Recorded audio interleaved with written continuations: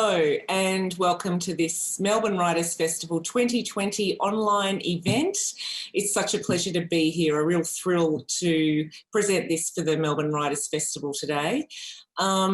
We're speaking to three authors, but before I get on to interviewing those authors, I would like to pay my respects to all First Nations people right across the world. The authors that I'm interviewing today are streaming in from right across the world. So paying my respects to elders past, present and emerging, as well as members of Aboriginal communities, wherever they may be watching today.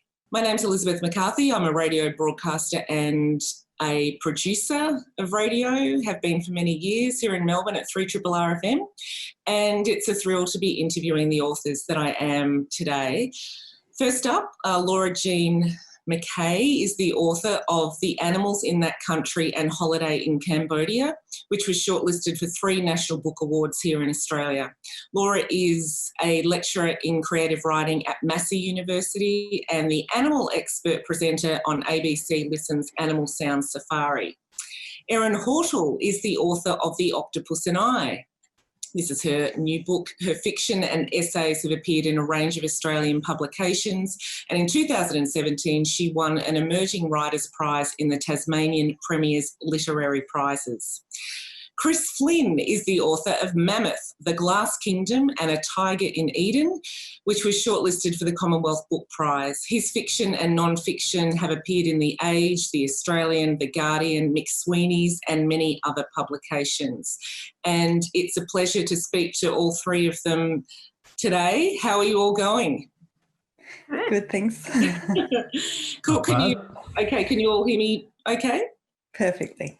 Okay, so the reason these three authors are here on this panel with me today is because they all have something in common. They have written books this year that explore animals in very unique and surprising ways. So Chris's new novel, Mammoth, is narrated by a 13,000-year-old extinct mammoth. Erin's new novel explores a woman's affinity with octopuses as she recovers from major surgery. And Laura Jean's new novel is set in the midst of a flu pandemic, which sounds very familiar, quite resonant. The chief symptom of this flu in Laura Jean's novel is that its victims begin to understand the language of animals, first mammals and then birds and insects. So that's why these three authors are joining me today. And I guess in the world of film and television, there's an old saying, never work with children or animals. And the three of you, quite rightly, show scant regard for that dictum. And you're novelists, not filmmakers. So I imagine that's a little bit liberating when you're working with animals. But as I was reading each novel, I found myself increasingly curious about how one pulls off writing from the perspective of animals. So my first compliment is congratulations on pulling it off, each of you. But my first question is what provoked each of you to tell these stories where animals are front and centre and driving the narratives? I might start with you, Laura Jean. Thanks, Elizabeth. I guess I'd been, like all of us, I'd been having animal encounters all of my life, and I was living out in the bush just outside of Melbourne, and I was just surrounded by animals. There were ducks wandering through my studio and snakes and birds. And one night I was walking alone on a dark path and I just came face to face with this enormous kangaroo about the height of me. And I knew that I should have been terrified and that it was a rogue male, should have been terrified. But we just had this moment where we just sort of stared at each other and tried to get around each other and then went our separate ways. And I felt such a moment of connection, just as much as if you bumped into someone in a restaurant. And I started wondering, what is that? And what would happen if we had a shared language? And yeah, that was the next 7 years for me. So was that one particular instance that sort of changed everything for you in terms of your artistic output, really? It did, but I just sat down straight after that and wrote 6,000 word short story, a terrible one that will never see the light of day. And then I felt very sort of embarrassed, who writes about talking animals? That's for children's books. But once I started to look around at other, especially Australian literature, Dog Boy by Eva Honang and books like that, I realised that people were exploring these topics and that it could be a really serious area of inquiry, as well as being very funny and joyous as well. What about you, Erin? What provoked you to tell your story where animals very much play a part? Yeah, I was inspired to write The Octopus and I when I heard about this really peculiar localised phenomenon in a part of Tasmania that is very close to my heart. And basically what happens is there's an isthmus that connects the Tasman Peninsula to mainland Australia. And this particular species of octopus tends to congregate, these egg-carrying female octopuses congregate on one side of this isthmus, and then on the ocean side, so on this bay side of the isthmus in these calm waters. And then on the ocean side of the isthmus, when there's a big swell, these female egg-carrying octopuses will drag themselves out of the water and attempt to cross this stretch of land. And the stretch of land is about 100 metres wide, and it has a highway running across it. And I heard this story, or this anecdote, I suppose, about it, and I just was fascinated by it in a range of different ways. So I guess the writer in me was fascinated by this journey narrative, like what is it about these octopuses that causes them to journey? I was fascinated by the imagery of it. So this idea of these kind of excessive pregnant bodies emerging out of the water and making that journey, and the imagery of octopus roadkill, I think is quite striking and incredibly tragic.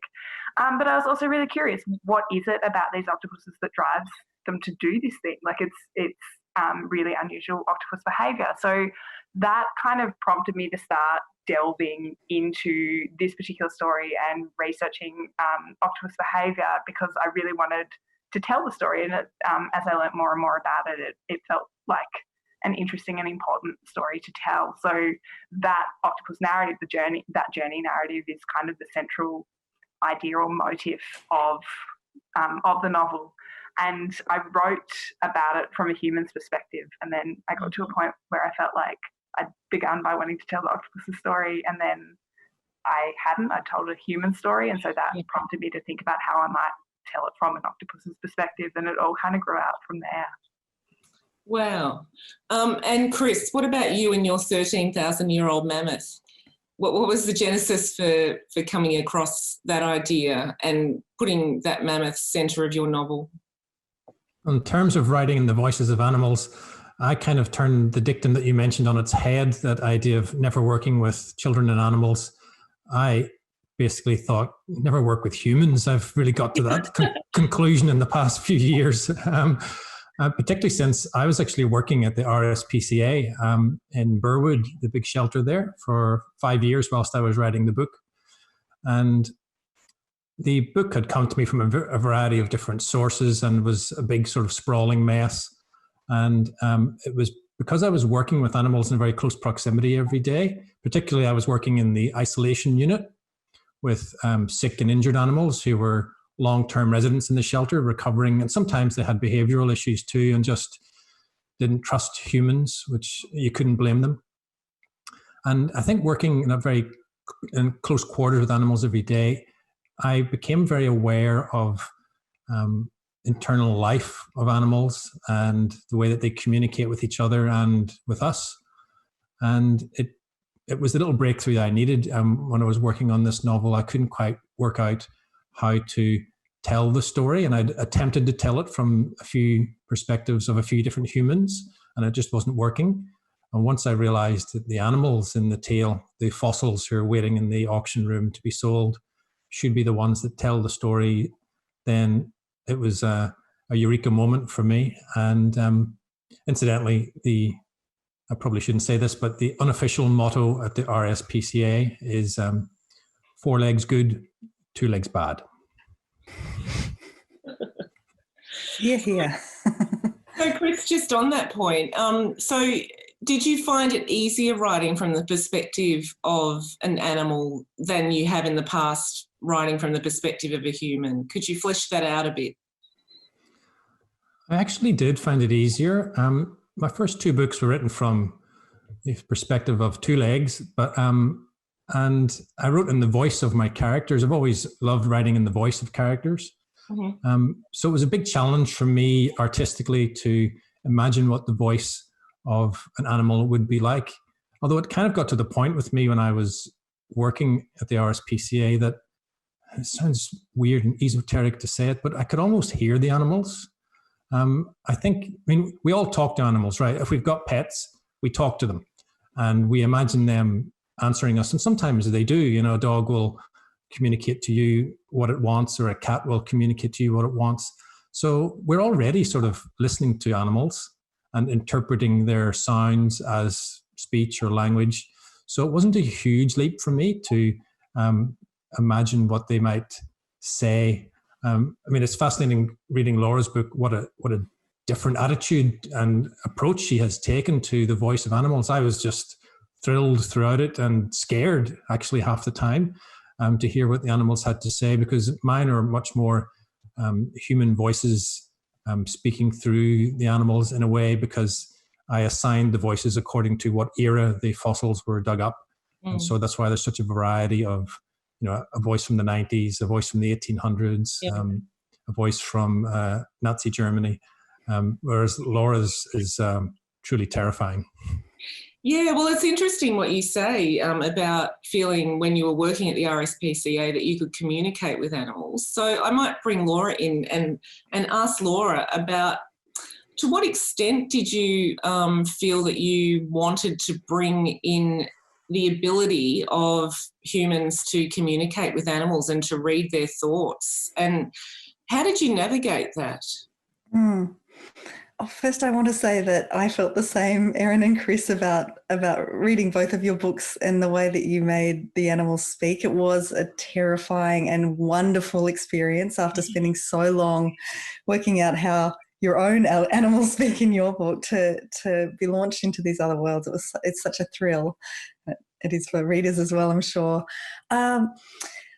With the it's called zoo flu in the animals in that country. It's zoanthropathy that spreads through the country, and people can understand, encode and decode what animals are saying. But it's not that humans can read other animal minds. It's that the scent from their body, their pheromones, the way that they move and shift, the tiny little undulating noises that they make that humans can't perceive, but that they are there. Sorry, that's what I wanted to convey on the page through language, and it was quite a strange experience to write that. It feels as though I went very much into another world. It almost feels as though the animal language is another book for me, and one that I never quite got a grasp on. And I'm quite happy about that, because I wanted to retain this wonder that I feel when I encounter a wild animal on a bushwalk, or someone else's cat in my yard, or a fly buzzing through the room. That moment of absolute sort of almost alien fascination. And that was what I was trying to get. But there was also the challenge of making it readable and to live on the page and to be an enjoyable experience as well. So there was always that balance. Because you, the animals in your book are speaking sort of in poetry, aren't they? You know, what we would consider poetry, to communicate. Yeah, poetry, or I think of it as songs, even though I can't quite hear the tunes, almost song lyrics. I wanted them to be singing through the pages, and the insects actually came first. I was really, really struggling to find these voices, and once I started making bugs speak, that was when it really started to take off. It was as though they allowed me to just experiment with font and space and how you can make sound, how you can make words on a page make sound. Yeah. And what about yourself, Erin, and getting into the head of an animal and trying to convey that? Could you talk a bit about that for us? Yeah, I don't know, I kind of resonate with what Laura was just saying about that idea of the sound of words. I took a variety of different approaches. So The Octopus and I is largely a human animal focused novel. So I'd kind of say I explore 4 different species, human centrally, but the human narrative is kind of intersected with stories that are told from the perspective of the animals whose lives brush up against the humans' broader story. So I wrote from the perspective of an octopus, also short-tailed shearwaters or mutton birds, and Australian fur seals. And I took different approaches depending on the species, in the same way that, you know, if we're writing from a human's perspective, we're writing from that species perspective. And so there are a variety of different approaches, but the octopus was the first voice that I explored. And I read, so I felt quite daunted by the prospect of writing from an octopus's perspective, because as soon as I kind of had the idea that I wanted to tell the story from an octopus's perspective, I thought this is going to be lame and twee and daggy. And so I kind of sat with the knowledge that I would do it at some point for quite some time. And during that period of time when I was trying to figure out how to approach it, I wanted to learn and develop an understanding about how an octopus experiences the world. So I read an extraordinary amount into like an octopus's sensory experience and learned all sorts of really fascinating things, like their skin is covered with phototransduction cells that process light in the same way a human eye does. So in layperson's terms, essentially an octopus can see with its skin. So I was thinking, if I'm writing from an octopus's perspective, how might I try to show that, but they can also touch with their skin and taste with their skin. And I also read a lot into like octopus neurobiology and things like that, octopus neuropsychology rather, and to kind of learn about how octopuses cognitively process things, to think about how I might bring that in. And then I also I spend a lot of time in and on the water anyway, but I also just YouTubed octopuses endlessly to watch them move, because I really wanted to try and manipulate, because it's like really interesting and relaxing, but also because I wanted to try to think about how I might manipulate rhythm, like the rhythm of language, to kind of almost mimic how an octopus moves. So I wanted the sentences to roll and flow in the way octopus's arms do, but they'll often like roll and flow and then they'll stop and dart in particular ways. So I wanted to have that rhythm, but also disrupt that rhythm and break it using different sentence structures and repetition and assonance, alliteration and things like that, to really kind of get that sense of an octopus. So yeah, it was,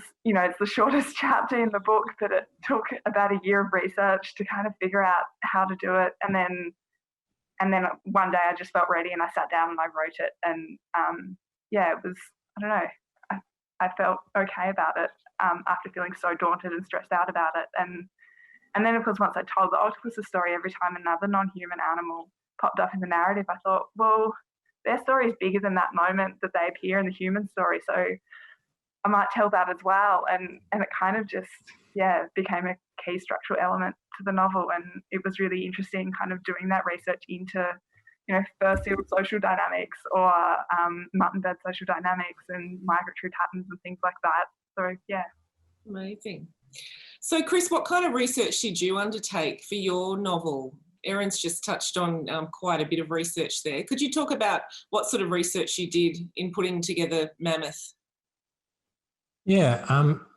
Incidentally, Erin, it was very exciting for me to see the shearwaters and the fur seals talking in your book, because, I mean, you live in Tassie and I'm on Phillip Island, so we're kind of the opposite end of the same little strait, and so there's shearwaters and fur seals at the beach at the end of my road. So that was a bit of a thrill for me.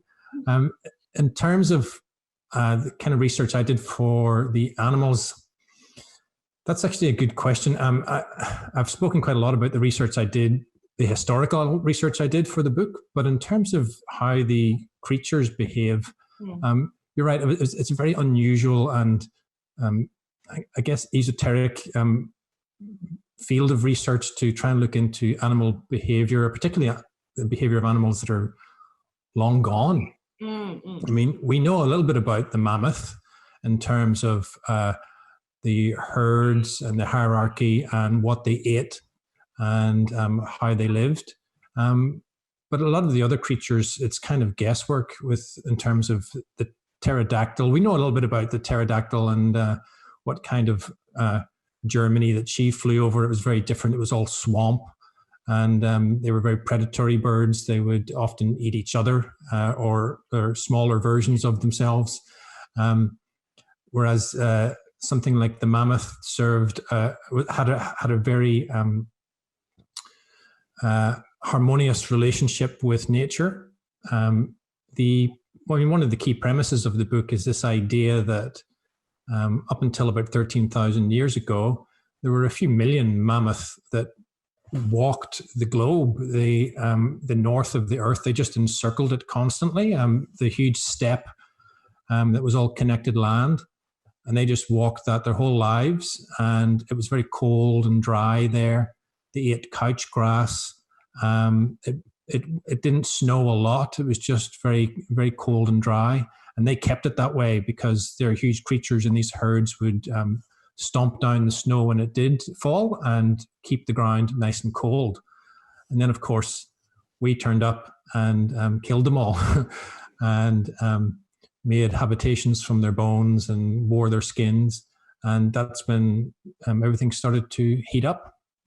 So it's one of the things I wanted to talk about was mankind's early intervention in the climate and the catastrophic changes that ensued by basically destroying animals. Instead of trying to live alongside them, we destroyed them, and that caused us to have a detrimental effect on our own environment. But it is fascinating seeing how the mammoth lived from what we know of it, especially given the fact that we're very likely going to bring them back to life through cloning. And there's already areas of Siberia that have been rewilded to the same conditions that we know existed about 13,000 years ago. And there's already creatures living there, bison and so on. And we're hoping to release mammoth in that same area once they're cloned back to life, and it'll hopefully be similar environment to what they knew. Wow. Laura, what about you and your research? Your novel is set in a zoo in Queensland. Could you talk about, I mean, there are sort of allusions to a particular zoo that is in Queensland, to my mind anyway. But let's hear from you about your research into the animals that you're writing about. Well, I was doing a PhD as part of this, like Erin was, I think, as well. And so the critical side, I was very organised and doing a lot of research into ethics and animal studies. And then the creative side, I'm just scattergun. So I just went and lived in a caravan in a wildlife park in the Northern Territory, but a lot of people do think it's Queensland, and it's just that northern area. Mm-hmm. And I was living under a ranger's house. There was a 3.5 metre olive python who would slither out of the underneath the house and block my path to the bathroom every day between 2 and 4 p.m. to get a bit of sun. There were barking owls who were captive and living in the enclosures in the park, and every night the wild barking owls would fly over the top of the enclosure and woof woof down, and then you'd hear the responding call from the show creatures, woof woof. And so I was just surrounded by these institutionalized and wild animals, and feeling rather institutionalized and wild myself. So I just really absorbed all of that. And at that time, Jean, who's the main human character in the novel, was quite a boring, sort of uptight farmer. And then when I was living in this wildlife park, I was thinking, oh, no, Jean, she likes a drink and a smoke, and she's a zoo guide. Boy, does she. And meanwhile, there were these dingoes who would howl howl me through the dusk every evening. And so I've got all these recordings of dingoes. I've got recordings of the fridge in the caravan. I just collected absolutely everything. And some things I revisited again and again, and other things I never looked at again. So it was a very sort of physical, sensual, sort of emotional research. Yeah, wow. Going back to what Chris was mentioning before about extinction, because you're each writing about animals during what is a time of shocking rates of extinction that we're going through now and have been for many years, of course. Could you talk about writing from the perspective of animals that either face threat or have been traumatised by threat or death in their clans? So, Erin, might go to you first for this one. Yeah, the octopuses are really interesting, actually, because research is suggesting that this particular type of octopus is actually one of the species that's going to be a winner out of global warming. So in that sense, if we're thinking about that broader global threat, it's less under threat. It's actually doing really well. However, the short-tailed shearwaters are doing less well. And so that was in part why, in part why I wanted to include them, but it was also, I guess, if we're thinking about writing from the perspective of an animal with the purpose of sort of decentering the human experience, or decentering, unsettling anthropocentrism, I suppose, which I think each of our books is doing in different but pretty clear ways. I think we can't not think about the Anthropocene, and we can't not think about climate change and what's happening on that planetary scale. And I really wanted to write a particular localised story because of the octopuses being, so particular down here. But it's also really important, I think, whenever we're in places like Tasmania or Phillip Island, as you're saying, Chris, there's all these species that, while we kind of see them as this really localised thing, and, like a mutton bird will come back to its same burrow every year to have its egg, and they're kind of little homebodies in their own way, but they're also migratory and they do span the world. They fly, essentially up to around Russia somewhere for the winter, and then they come back. And so when we're thinking about species in that sense, we can't not think about the fact that what's happening in other parts of the world is having an impact here. And so I guess I was doing a lot of thinking about how we tell stories on different scales and how we can use animals to tell those stories of different scales. So we can think about this really localised phenomenon, or we can think about the fact that, a really small part of Tasmania isn't just the edge of the world. Actually, it's situated in a broader culture, a broader global context. And I think, in many regards, that's something that we easily forget, but we can look to animals and we can look to currents in the oceans to remember how globalised the world is. The world's been globalised long before globalisation, and animals really show us that, and telling their stories can remind us of that with a particular ethical framework. Chris, how did you work out how to convey trauma that your animals had experienced within your writing? Firstly, I just want to say about the shearwaters. I'm fascinated with Erin and her shearwaters, her mutton birds, because I'm very acutely aware of the mutton bird's plight living here on the island, because they count the number of chicks that make it every year here, and we had 5 that made it this year, and that was a good year because we only had 3 that made it last year. And parts of the beach are actually closed off. You can still walk on them, but the problem is people take their dogs down there, and the dogs will then eat the little tiny tasty looking chicks, and that is a disaster for the mutton bird population. But living in a place like this, you are very acutely aware of extinction and of the threat to certain creatures. There's only one bridge onto Phillip Island, and they turn the lights off at a certain time of the year because otherwise the shearwaters get confused and they land on the road and get run over. So this is a place where we're very aware of our interaction with the natural world. And it's a bit of a worry that we don't always have that interaction. I mean, when you live in a city, it's maybe a little bit harder to feel that you have any sort of interaction with the natural world. In terms of the trauma that the creatures in my book have been through, they were a useful way of looking at the different ages of mankind and how we have continued to make the same mistakes again and again. These observers that are thousands, tens of thousands, sometimes millions of years old, these fossils watching us, and they've all sort of suffered in some way or other and been commodified by humans in many ways. Even now, their bones are bought and sold and fought over and hung up on the walls of rich actors and in museums for our viewing pleasure.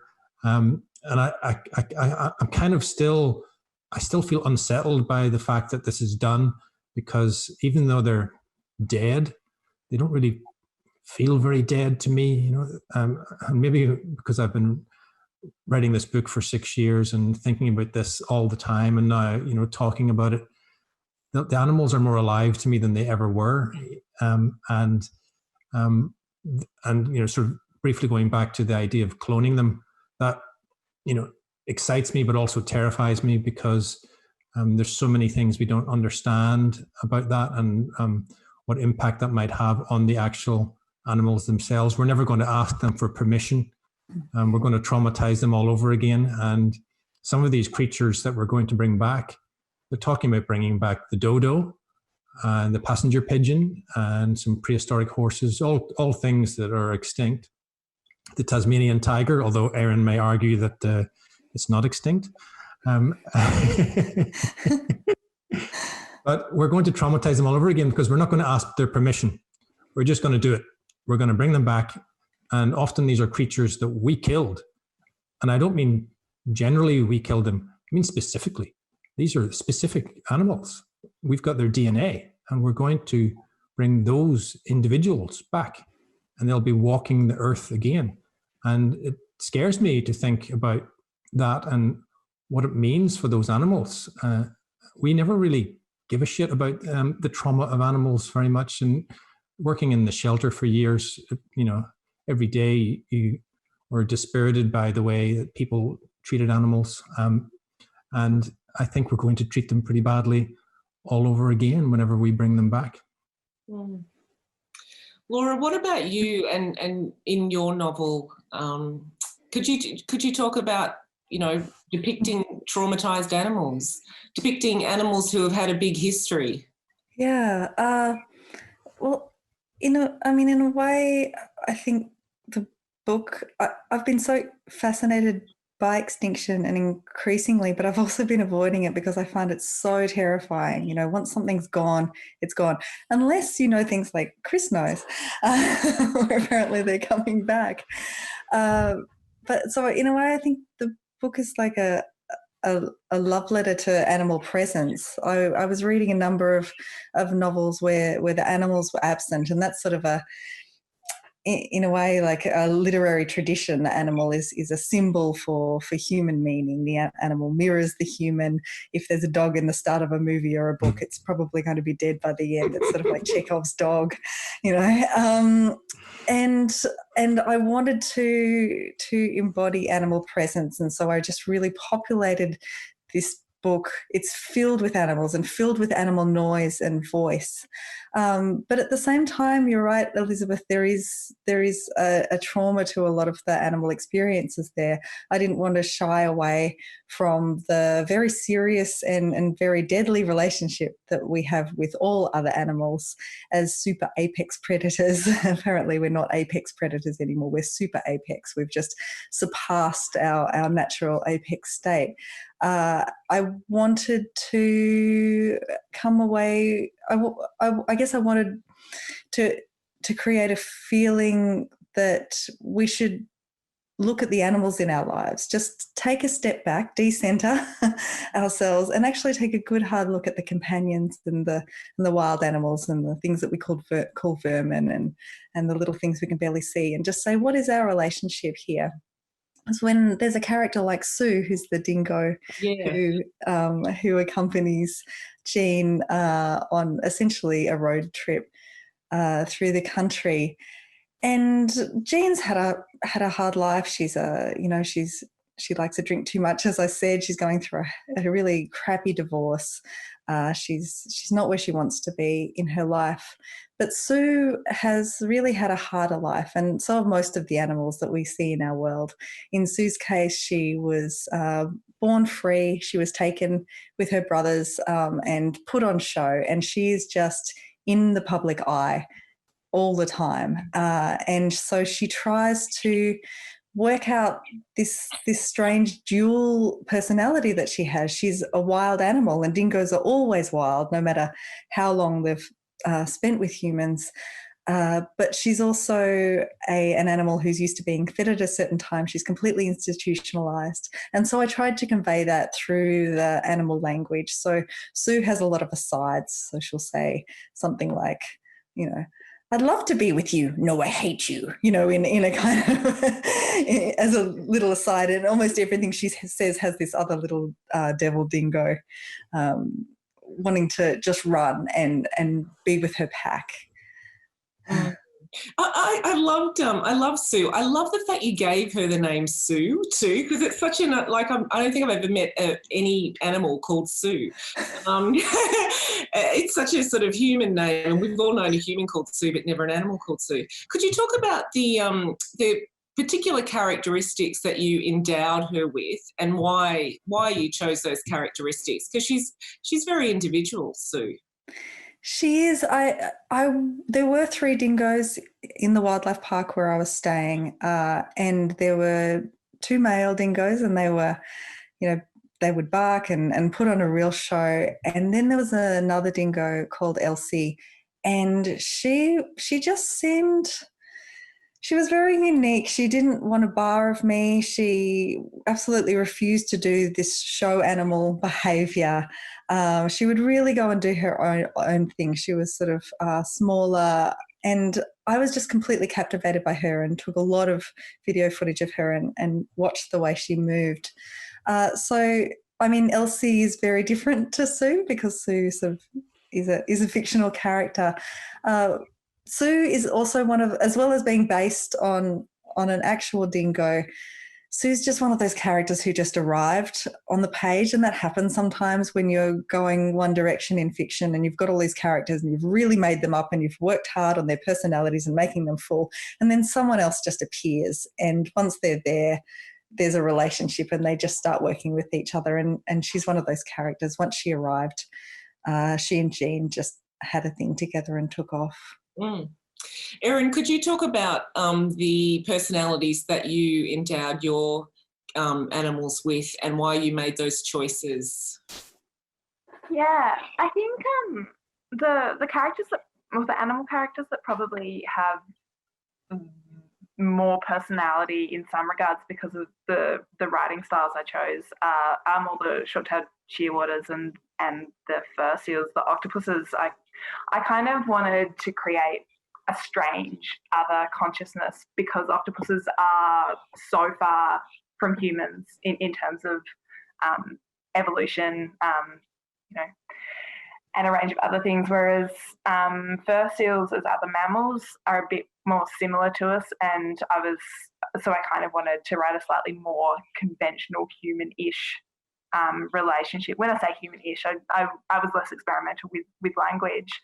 The fur seal relationship came from hours of watching seals play. I spent an extraordinary amount of time out in the boat out off the Tasman Peninsula or Bruny Island, just in southeast Tasmania where I live, and they are hilarious to watch, and they're stubborn and they're so incredibly social, and they have a pack dynamic and they have hierarchies, but they're also cheeky and playful. And it's if anyone watching is a tuna fisherman, or if you spend much time fishing around seal colonies, if you get a fish on the line, seals will like swim laps around your boat waiting for you to wind it in so they can snavel it. It's an easy feed for them, and it drives people up the wall. But it's so funny watching them if you're not particularly into fishing. I'm not that passionate about it at all, but I'll often be in a boat where, you know, we'll be trolling along and then there'll be a fish on the line, and suddenly you look out into the ocean, you see 5 different faces kind of like pop up and like clock you and realise that the engine's been turned off or put onto idle, which means the fish is on the line, and they storm across, and then they swim circles, and if they get your fish, they'll then retreat and kind of be thrashing around the water, and then they'll sort of look over at you and make eye contact and go, and it's just so funny if you don't care about fishing. So I kind of wanted to capture that kind of playfulness and curiosity and social dynamic of seals through this friendship between 2 young seals, and then also sort of be thinking about what it would be like. So with fur seals, there's haul-outs where most of the male seals will live, and then the female seals are all up in a breeding territory. And thinking about that coming of age for a male seal when it has to migrate down to the haul-out, and how disruptive that would be for its social dynamic. I wanted to explore that kind of coming of age story of a young male seal. So that really kind of drove it. It was observing the personalities in the same way that with the short-tailed shearwaters, it was knowing about how their social dynamic works. So the 2 shearwaters, they mate for life, and they'll return to that same burrow, have an egg together, and they have one each year. And I learnt, which is why it's so devastating to hear what Chris was saying about the birds on Phillip Island. So when I learnt that if they have consecutive years where, you know, the chick dies or no egg arrives, the likelihood of bird divorce increases significantly. I sort of thought, well, that's obviously, there's something happening emotionally there, whether it's the grief of a chick dying and how that might drive something into a relationship, or just that anticipation of an egg. There's something so particular about that family dynamic, and it's really interesting the way they operate as a flock, but then when they return to their burrows, they almost withdraw into these nuclear family units. And I sort of let that drive how I tried to construct their relationships with one another and their personalities through that. So it was through observation or research into the species. And Chris, could you talk about the big personality you've placed at the centre of your book, and you know how you created that personality? Certainly, it's a personality that's never short of an opinion or a perspective. Tell us about that. He's pretty full of himself. Incidentally, Erin, I love how you used that phrase, the coming of age story of a young male seal. It sounds like the classic Australian novel that everyone should be pitching, I think. In terms of, incidentally, I'm not drinking beer, by the way, in case anyone thinks I'm a real regional Australian man. It's Pepsi Max, so and it's, I'm just trying to keep it cool. Sure it is. Yes, it is, and there's nothing in it. So the Mammoth has this very grandiose, pompous, sort of overly educated voice. He's been around for 13 years. He's been above ground for a few hundred years, and he's absorbed everything that he's seen and heard during that time. So he speaks a bunch of languages. He's very, very sure of himself, very sure that his opinions are of the highest order, and that everyone should listen to him. He's also a bit of a rambler. He tells stories and occasionally will bend the truth for his own needs. And that was a little bit of a commentary on the fact that he's an elephant. And, you know, we've grown up with this idea of that elephants never forget. And I've always been fascinated with memory, because I really don't have much of a memory. I've got a very poor memory, and I can't remember half of what's going on in my life. I could never write a memoir because I don't know how anyone does. I can't remember any of it. But this is essentially the memoir of a mammoth, and much like arguably a lot of human memoir, there's quite a bit of fiction in there. He likes to exaggerate for his own purposes, to make himself seem a little bit smarter, cleverer, funnier, although he's not very funny, than he was at the time. And the other characters do pull him up on it, though. He is very pompous and speaks a little bit like a 19th century American gentleman. And the other characters do keep pointing out that he may not have been present for certain events, and how could he know these things otherwise? And that was a little bit of a ongoing meta commentary in the book about memory and how we misremember things and how we fill in the gaps whenever we weren't there in order to make for a better story. Thanks so much, Chris. I think we're pretty much out of time, actually. So I really wanted to thank you all for being part of this. So I've been speaking to Chris Flynn. His new book is called Mammoth. Erin Hortle, her new novel is called The Octopus and I. And Laura Jean McKay, her new novel is called The Animals in That Country. And of course, these books are all available at local bookstores. Head to mwf.com.au or Readings, highly recommend Readings, to purchase these books. And thanks everyone for being part of this session, and thanks so much to Melbourne Writers Festival. Thanks so much, Elizabeth. Thanks, Elizabeth. Thanks, Laura. Thanks, Erin. I wish we could have spoken in person.